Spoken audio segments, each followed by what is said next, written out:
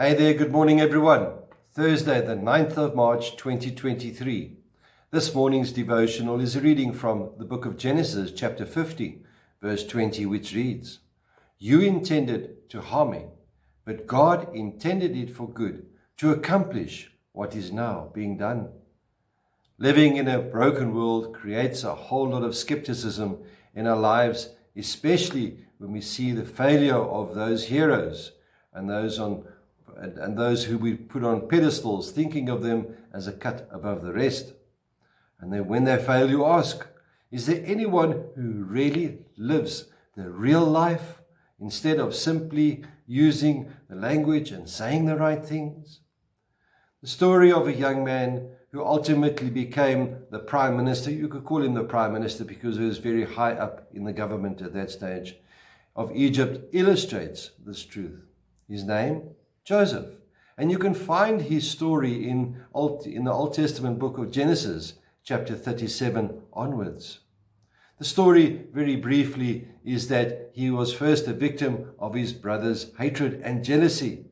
He was stripped of his clothing, thrown into a pit, and he managed to escape death when his brothers sold him to a bunch of Midianite traders who then palmed him off as a slave to the Egyptians. That was Joseph's first encounter with human failure. Now we fast forward even more. Joseph is bought by one of Pharaoh's officials and finds success as a manager in his household, Potiphar's household. And it appears as if he is on his way up.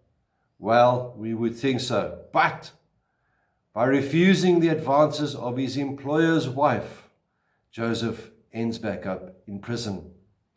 He's back to square one. What a disappointment. However, life was not always a bitter lemon for Joseph, because he became a very powerful man in Egypt and ultimately saved the lives of his family and millions of other people. The point that we miss in life is this: God uses what we think of as a failure as the stepping stone to lifting us up far beyond the point we would have been had we not been victims of wrongdoing. Now, I'm not saying that we need to go out and become victims of wrongdoing. Life happens. It happens to you without you even knowing about it. But God uses that. Leave it to God and commit it to Him.